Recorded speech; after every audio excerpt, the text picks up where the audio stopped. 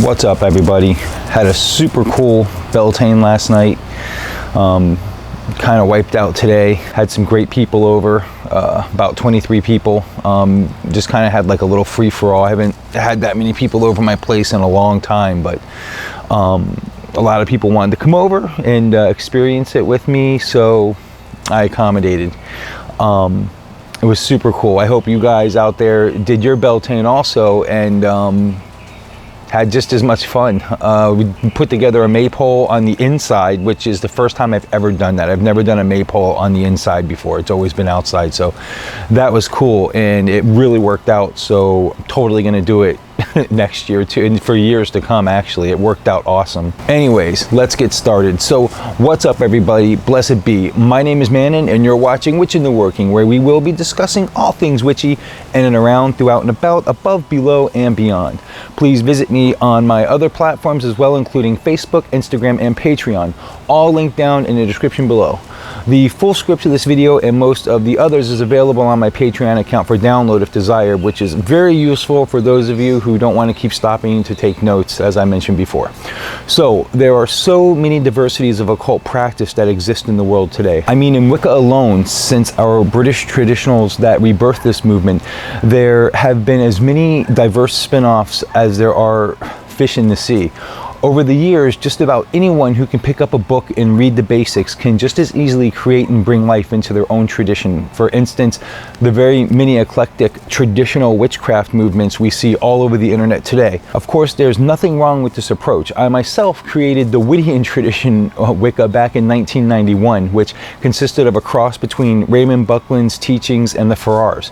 But nonetheless, it's very important for us as a functioning and growing practice to keep an open mind and give all forms of the occult a chance to shine and support the diversity from the many foundries of practices that exist today.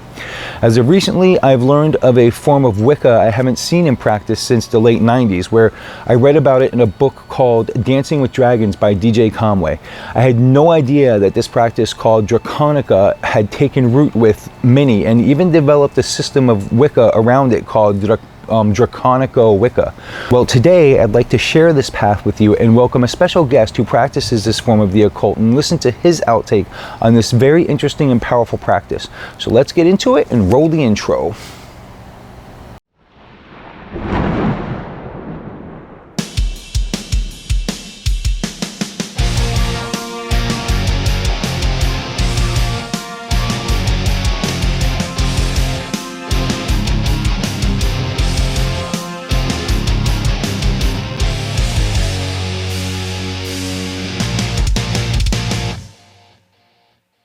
Welcome back, everybody.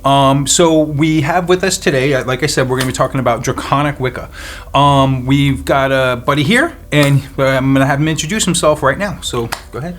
Hello, everyone. For those of you who know me, my name is not important right now. I don't want to say it, but my Wiccan name is actually Dragonette. I've been practicing Draconic Wicca for the past 3 years, but I've been practicing crafts and other magics for the past 16 and a half years now. Cool. So what is Draconic Wicca? Draconica, as its full name, or Dragon Wicca, or Dragon Magic, is the craft and the ability of calling to dragons to help you in your craft and stuff like that. It's, in a way, it's not like asking for more power or witchcraft. It's kind of like, the best way I can describe it is you already have a car, but you're asking to get into a faster car. That's the best way I can describe it.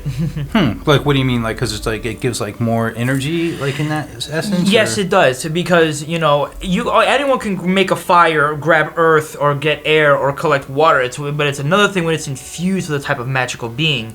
And and I know that's a question for later on. And I'll explain the 4 dragon elementals. Okay, so what are dragons? Are the dragons like that you work with? Are there specific ones? Like, is there a set of them, or is it just at random, like different ones? Or is there, in other words, is there like a deity of dragons? Yes, there is, and there's even the 4 elemental dragons. You have Fafnir, which is fire, the elemental guardian of fire. Galil, which is the earth dragon. Ceres, which is the earth dragon. Air dragon. Sorry.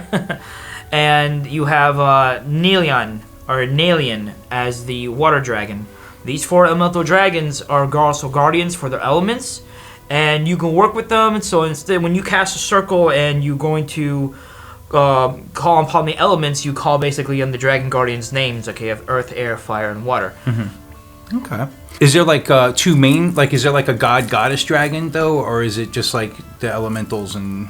Well, in a way, yes, in a way, no. Dragons are not seen as gods, but the gods do respect them, and the dragons do respect the gods. Okay, so like in Draconica, is there like specific rituals for Draconica that you work with the dragons, or is it just kind of like the dragons are just kind of like an addition to regular practice of Wicca? They do practice with Wicca and stuff like that, but they're not really. I have yet to find anything, even in my book here. DJ's calling a Dancing with Dragons and Mystical Dragon Magic.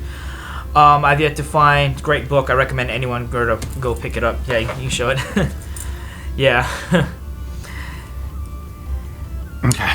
But I've yet to find anything that says that we have holidays or special events or anything like that. However, I do know if you're going to honor the dragons, you can, if you have an altar, you can definitely leave what they like is actually coins, because dragons do love coins. We all know that from the stories.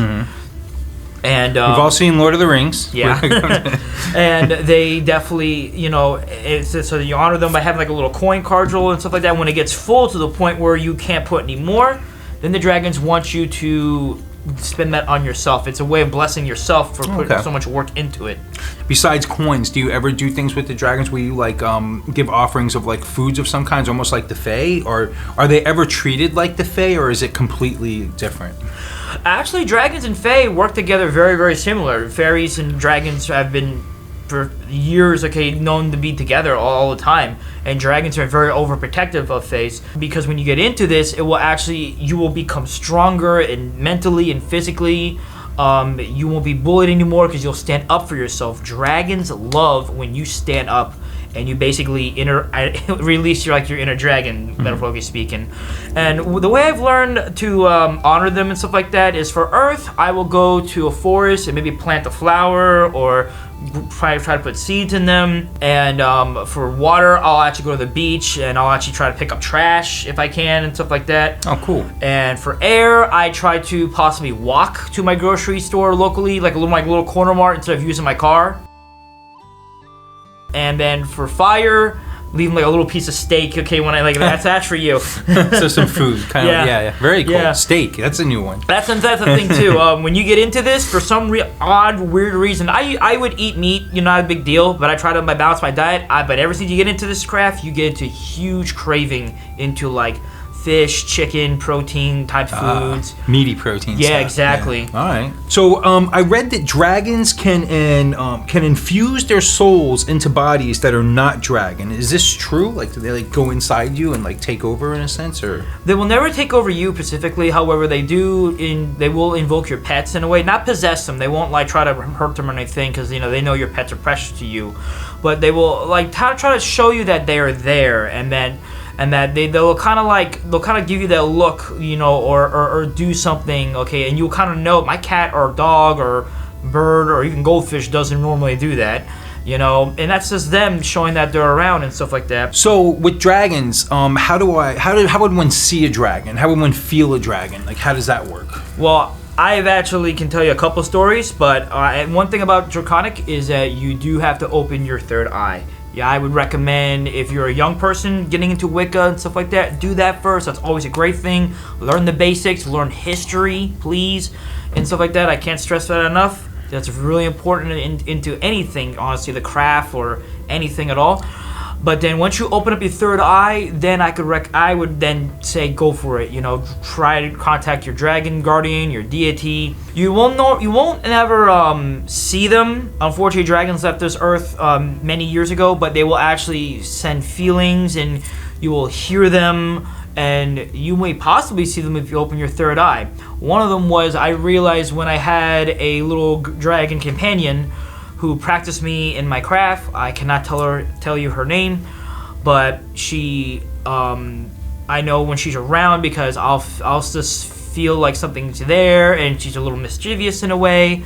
And one time I woke up and I was just laying in bed, and I literally saw my cat went on my arm right here, and I saw a sleeping baby dragon right here, and it was freaking like.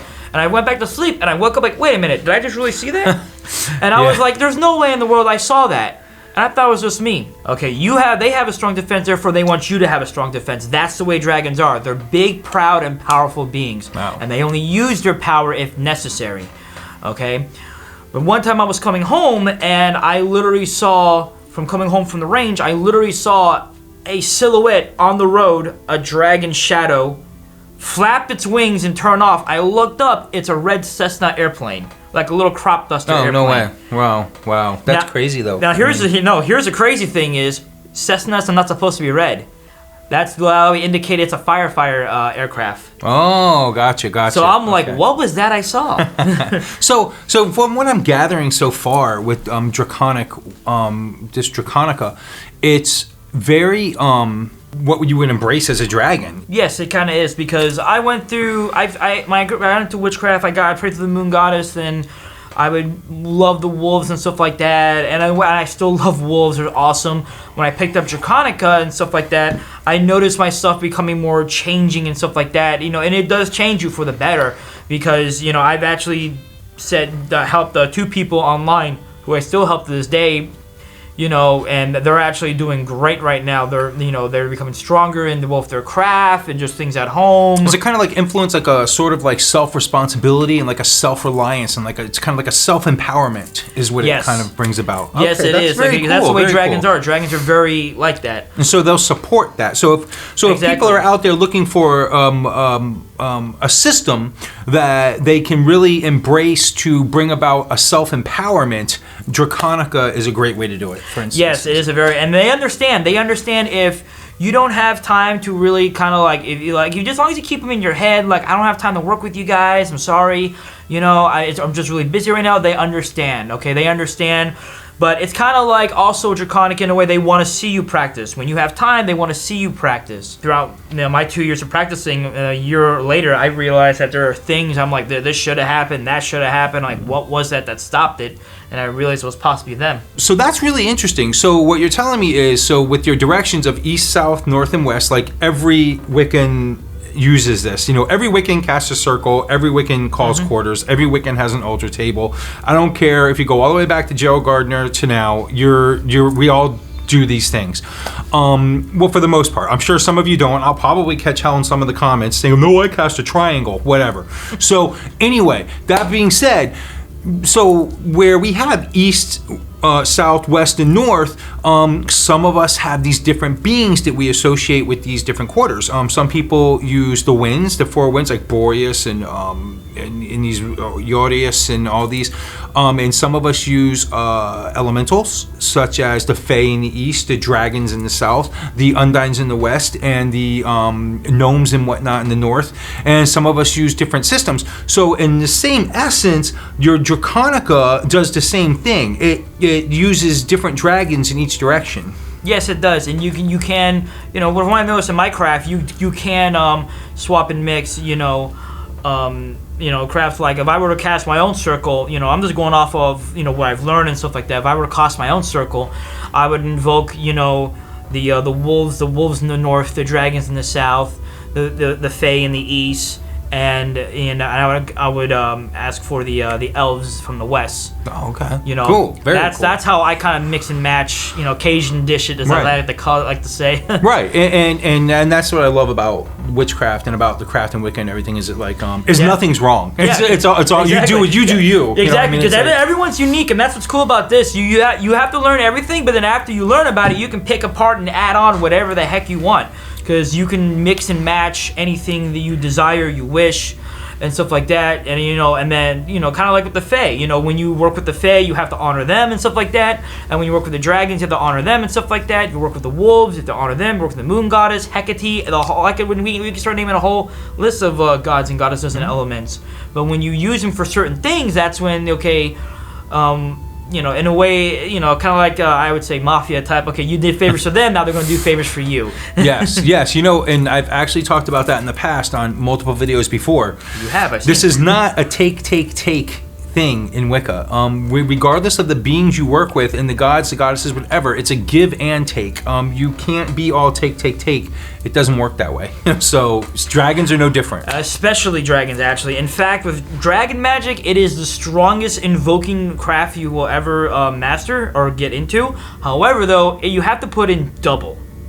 I will say that for a reason, because you have to put in double the work because they are very, very strong and very invoking. However, when they, for that double you put in, you get like 3 times more than what you put in, because they will honor that. They love the fact that you honor them and that you give them that determination, that dedication, and the hard work, and they will give you more than what you bargained for. One time I hadn't had time. I honestly didn't have time for a full month because I was in the middle of moving back down from down here from North Carolina and stuff like that.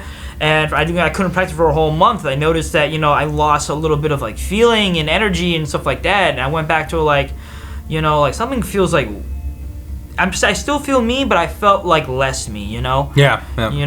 Yeah, like it was kind of zapping your energy a little exactly, bit. Exactly, yeah. Saying, hey, we're still here, pay attention. Exactly. Yep. So let me ask you another question. So so I think you answered this. So like if say I want to communicate with a dragon, how would I do something like that? Like how would I communicate with a dragon? Best way to do that, honestly, is to, and that's actually one of the key things to start getting into Draconic.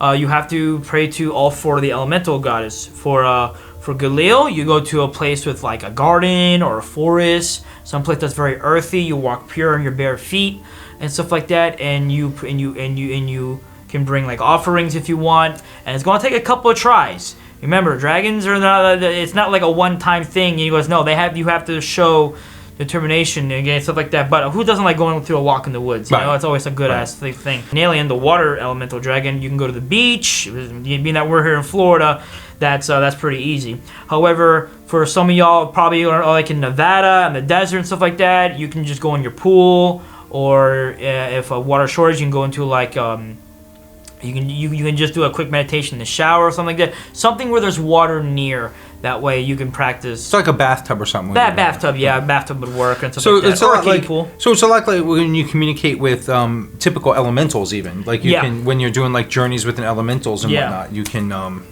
air is easy. You just go outside and just Hopefully it's a windy day. Yeah, hopefully it's a windy day. Yeah, right. Fire is actually a hard one. Now, fire I've actually looked into. I recommend if you want to visit her page after this guy's awesome. Channel here. Recommend you subscribe. Yeah, and I'll put the link to the person he's talking about for Draconica down below. Yeah, she's called Dragonfeather. She's actually the person I kind of like learn and discover this from. She says that the best way to get in touch with Fafnir is to go into like a hot car, put the windows on a little bit, or someplace with heat, like an empty parking lot. Not near a volcano. I wouldn't recommend that. or you can start or you can have like a few candles burning and stuff like that. What about if you have like a fire pit outside or something? Or that too, yeah. Or like a fireplace. A lot of people have fire. I mean, here in Florida, listen, guys. Okay, here's the reality. Here in Florida, the reason we have a problem with fire is because we're constantly freaking surrounded by it, and like so it's like we don't. But yeah, so like there's no fireplaces in Florida. But if you do have a fireplace somewhere else out there, then yeah, that should work. Yeah, right? They gave me an example of the way how hot it is here in Florida. Florida's basically a Hell's Pit stop before you go down to the final descent. Understood. So I think we talked about this a bit. So like so dragons are part of the Fae realm. You were saying. In fact, they kind of work together in that essence. So very interesting. So yeah, so like they kind of tie in with that. So if anybody's interested in my Fae video, it's linked right here. And and they kind of coincide, so it's interesting. A lot of these different worlds, and I've talked about this before in previous videos, a lot of these different worlds, they're in different vibrations than we are in this physical plane. So even the dragons themselves, they're on a different vibration, but we're able to work with them because they can still come here and we can still work with them. Same thing with the Fae realm. So it kind of all ties hand in hand, right? Yeah. Well, Draconica, what it basically teaches you're just adding on to something to your craft, like an attachment to like a part, or adding more accessories to your outfit. You're just adding, it's a very powerful attachment. That's why you have to balance it, respect it, and practice with it. So, I also I did a little bit of research before I had you on here, so that's how I got some of these questions, because to be honest with you, I don't know shit about Draconia. So, one of the things that came up was, tell me about dragons as guardians and guides. Well, dragons are very territorial and they're very overprotective about everything. That's why when I mentioned the 4 elemental dragons guardians, like I said, elemental guardians, because they guard the elements and stuff like that. Not really actually guarding it, because you can harness fire, you can harness water and stuff like that, but the full power of it, that's what they guard. So that's why you have to appease by them and respect them and pray to them and meditate to them. Not pray to them, I mean meditate to them. Okay, and so they can give you some of it, and it's such an invoking, strong feeling. Dragons, when you pray for your Monte, your little dragon companion that will be with you for life, there are young dragons that are going through their phases in life and their teachings, and one of their teachings is you have to learn how to work with humans and stuff like that. So you get a little Monte that you ask the elemental dragons to bring you and stuff like that, or they'll call to you, kind of like an familiar in a way. So that's like your give and take right there, like in a sense where they need something from you, too, but with needing that Monte, I guess, like our. Yeah, but at the same time, you're also, but it's like a joint, like a partnership, okay. With your Monte, yep. Because you're teaching it or her or him things, and they're going to be teaching you. Right. Hence the give and take. Exactly. Right, hence the give and take. But since even though it's a young dragon, it's still 200 or 300 years old. It's going to know a thing or two more than you do. And they're like the size of I would say the size of like full size dogs, like a German Shepherd. That's how big they are. If you can open your third eye and physically see them. Very cool, very cool. And then, but going back to your question with the guardians and stuff like that, yes, dragons are are guardians about everything and stuff like that. So, do you work with a dragon? Is there a way to call in like a dragon as a familiar, as like a personal being that you work with, like a specific dragon? Yeah, your Monte. Oh, okay. So that being said, does this dragon act as a guardian towards you? So like he acts kind of like, so could you say you find yourself in a situation where you're like, I don't know, like something's happening where you just don't feel right around you and your energy's not right. I don't know, you're in a public setting and you're just like, I don't know, something's weird. Can you actually call that dragon as a being to say, hey, put your wings around me, help protect me a little bit, like in this situation? Actually, yeah, you can, because I've actually done it a few times where, I ask for help and they fly super fast. They'll leave from wherever your house is, because your home becomes basically their home as well. And then they'll actually fly to you and basically keep you protected and safe and stuff like that until you return home. Dragons, when you get your Monte and stuff like that, the dragons won't tell you their names, because having a name is having power over it. They want you to give a name. So when you give a name and you call upon it, they will constantly protect you, even against anything. If someone's trying to hex you or do something against you or harm you in any way, the fact that you work with dragons, it's like the ultimate armor against anything. That's really cool. Really cool. You don't have to do anything, okay? And you'll actually feel it. You'll feel, something coming towards you, but then out of nowhere, I just feel just went away out of nowhere. Wow, that's really cool. So it's kind of like if you're working with a dragon, it's kind of like a built-in protection at the same time. Exactly. That's really sweet. So, as far as getting more into dragons going forward and whatnot, so what are some books we can use? So I heard DJ Conway has a couple of books. One of the ones I read personally back in the 90s was called Dancing with Dragons, and I loved the book. I couldn't put it down. It was amazing. I loved it. It was super interesting. And Dragonette has brought, what's this book?